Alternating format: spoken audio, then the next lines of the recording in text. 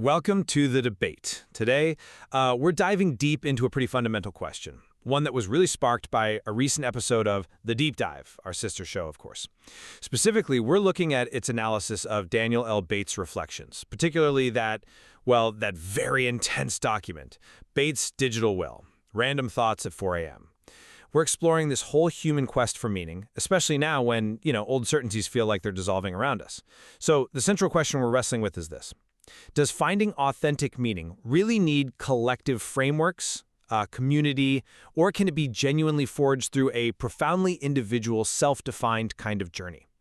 My perspective is that fundamentally, meaning is deeply social. It absolutely requires connection to be resilient. Right.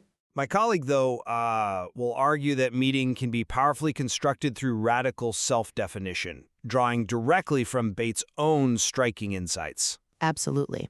And that deep dive episode, when you put it alongside Bates's incredibly raw 4 a.m. thoughts, well, it really forces us to confront this, doesn't it? Where do we actually find meaning when the old maps are gone and maybe personal experience becomes the main guidepost? Well, the deep dive episode, it made a really compelling case that meaning is, quote, profoundly social, deeply rooted in connection. It really highlighted the psychological risks of relying too much on just your own internal resources. It described this as leading to what some psychologists call pathological aloneness, a deep, debilitating existential isolation that really erodes well-being. The argument is we're fundamentally wired to seek meaning, but the research suggests this search just isn't meant to be solitary. I mean, think about Maslow's hierarchy, right? Love and belongingness are foundational. Without feeling connected, it's incredibly hard to move towards self-esteem and self-actualization, which are, tied up with purpose. And self-determination theory, too. It emphasizes relatedness, that basic human need to feel connected, as core. And the data from the deep dive, it was pretty stark. Social isolation being as bad for you as smoking 15 cigarettes a day or alcoholism. Whereas strong social connections, they can improve survival rates by 50%. So the key insight here, I think, isn't just the stats, but what it fundamentally tells us about our nature.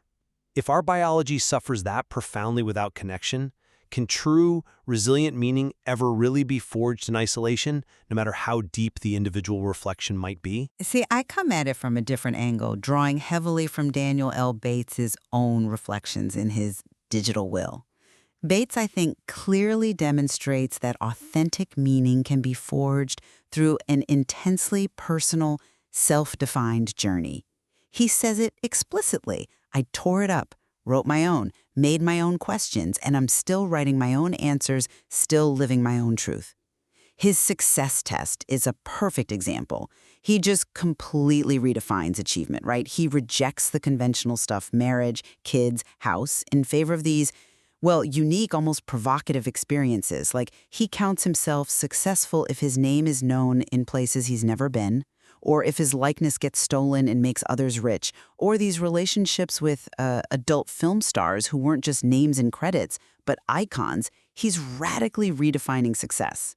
And his spiritual journey, too, reflects this individualism. He embraces universal law, energy, reincarnation, life after death, the new earth, and offers these incredibly unique takes on prophecy, the Philippines as a spiritual center, or America, this loud kingdom with no roots, being absent in biblical end times. Critically, his survival through the dark weight of the entertainment industry, he doesn't attribute that to conventional support. He calls it a spiritual gift, a soul rink, a mission. That points to a deeply internal, self-generated source of purpose. And that, I'd argue, is its own kind of powerful resilience. Okay, I definitely see why you emphasize Bates' unique journey and that internal strength. It is undeniably powerful. But let me bring in a different perspective, straight from the deep dive analysis. While Bates' path is personal, that episode noted this pervasive cultural pressure we have towards radical individualism. Be self-reliant, pull yourself up by your bootstraps, figure it all out on your own. The episode countered that narrative pretty forcefully, suggesting the self is a very poor site for meaning. So, if we acknowledge the psychological research pointing to this idea of pathological aloneness, how do you see Bates' intense self-definition thriving in what seems like based on that research, a potentially detrimental environment. Can genuine authenticity really flourish in what looks like such deep isolation? That's an interesting point. And yeah, the pathological aloneness concept is worth considering. However, I'd frame Bates differently. His authenticity, I think, emerges precisely because he rejects those external conventional metrics. It's not so much a struggle against isolation, maybe, as it is a deliberate act of carving out his own truth when the outside world doesn't offer one that fits. He even says he's built different identities, crafted personas for art and survival, but always kept Daniel at the center. That suggests a really unwavering internal core, one that's independent of external validation.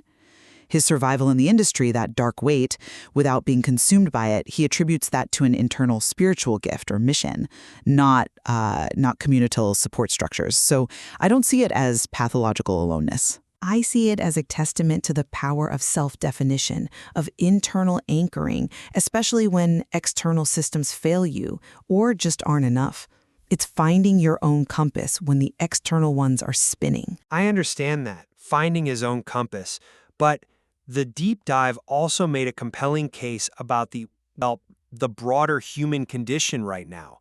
It described our current situation like a sprawling dark forest where everyone has a tiny flashlight pointed in a different direction. That implies a collective need for new maps, new frameworks, precisely because the old ones have, quote, dissolved. And even phenomena like the digital religious activities among young people in China. The episode presented those not as some triumph of individual insight, but as a mechanism to cope with anxiety, confusion, stress, and specifically a lack of those traditional social supports. So while individuals, sure, they interpret events personally, the underlying human need for connection, for shared sense-making, that seems to persist. Given that broader societal struggle, how can Bates's radically individual interpretations really offer a model for meaning when the problem itself feels like a collective disorientation? I'm sorry, I just don't quite buy that the collective disorientation automatically invalidates individual insight. Actually, I think Bates's 4 a.m. thoughts speak directly to this dark forest scenario. His interpretation of global tensions, Israel-Iran, the wars, it isn't presented as a collective search for answers. It's deeply personal. He feels it's familiar, like it was already written somewhere, invoking revelation in Daniel. He's not seeing obvious signs everyone agrees on. He's seeing systems, technology, media, money, control, forming this beast, this program, this empire made of wealth and image. And his view on America's silence in end times prophecy, that it maybe collapses or was never part of the divine ending, that's a uniquely individual thesis, born from his own lens. Same with his take on coding, numbers, or AI as cosmic languages. That comes from his personal history, not some established framework. Look, when the collective's flashlights are all pointing different ways and the old maps are useless, maybe Bates's approach, creating his own map, his own interpretation, isn't just valid, it's almost necessary. He's forging understanding precisely where collective consensus is broken down. It is powerful, the idea of forging your own understanding in a void. Yet, the deep dive also laid out that overwhelming data on community and psychological well-being. Connection, it showed, significantly cuts the risk of depression, boosts immune function, increases resilience. The episode argued, our biology is wired for connection, and strong social bonds literally heal us. Think about the rise of non-denominational churches, new spiritual communities offering, quote, hospice for people feeling exiled or hurt by traditional religion. That shows this enduring human need for communal belonging, for emotional safety, even if the packaging changes.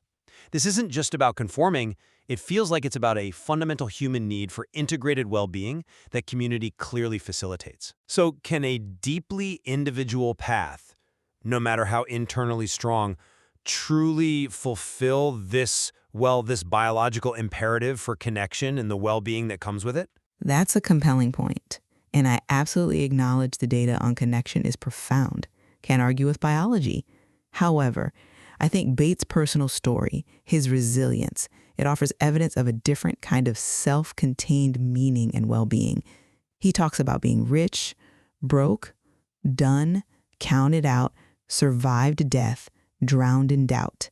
And yet, through all that, he stood in divine confidence with a God complex so loud I believed I was untouchable. And think about how he identifies himself: the rapper, the actor, the director, the writer, the hustler, the convict, the founder, the creative, the culture shift. This incredibly varied life, navigating these extreme highs and lows, it speaks to a powerful, self-generated resilience and meaning.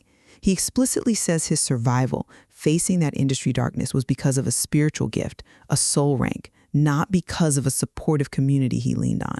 Now, while this path might be unusual, sure, I believe it points to an alternative, maybe equally valid route to a strong sense of purpose and a robust kind of well-being that isn't solely dependent on finding that external collective connection.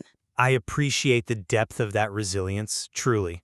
But I have to ask, while that intense internal strength is impressive, is it really a universally accessible model, or even a sustainable one for most people, given what the deep dive presented about our biological wiring for connection? Wouldn't such an extreme individual path, for many, eventually lead back to that pathological aloneness we talked about, even if it felt driven by a spiritual gift initially? It just makes me wonder, can meaning be truly resilient long-term without some form of shared human experience to anchor it? Yeah, I understand the concern about universality. And look, I'm not suggesting Bates's specific path is for everyone, but it provides a really vital counter-narrative, especially, I think, for people whose experiences don't fit neatly into those traditional collective frameworks, or maybe people who, like Bates seems to have, find those frameworks actively unfulfilling or even damaging. When conventional communities maybe fail to provide that support or understanding, then his internal spiritual gift, his mission, it becomes the very source of his well-being. It's really a testament to the human capacity for profound self-generated purpose, even in environments that might otherwise crush you or lead to isolation. He's sort of cultivated an internal strength that arguably didn't just transcend the conventional need for external support, but maybe created a unique and authentic form of psychological health because he didn't conform. His life itself, you could say, is a pretty profound data point. Okay. We've certainly explored this fascinating tension between individual meaning-making and what seems like a profound human need for connection. And while Daniel L. Bates' journey offers this powerful, maybe almost singular narrative of self-definition, the insights from the deep dive episode, which were grounded in quite a bit of psychological research, they strongly suggest that for meaning to be truly resilient, to really contribute to overall well-being, it benefits immensely from, and maybe even fundamentally requires, shared frameworks, community, genuine relatedness. Authenticity, while yeah, it's deeply personal, perhaps finds its deepest anchors, its most robust expression within that collective experience? And my perspective remains that Bates' reflections offer a really compelling counter-narrative to the idea that authentic meaning must be socially constructed. His ability to define his own success, his unique spiritual interpretations, that profound resilience through incredibly intense challenges. It demonstrates that a deeply individual self-interrogated path can lead to an equally profound and authentic sense of purpose. He found his own compass when maybe the external ones were just spinning wildly. It showcases the immense strength of internal resolve, the capacity for self-generated truth, especially in a world that feels increasingly chaotic. Well, this discussion has certainly illuminated the complexities, hasn't it? Finding meaning in our shifting world, highlighting these powerful, often contrasting forces of individual agency and collective human experience. And both were really brought in focus through the deep dive episode and Daniel L. Bates's Digital Will. There's clearly so much more to explore in these fascinating materials.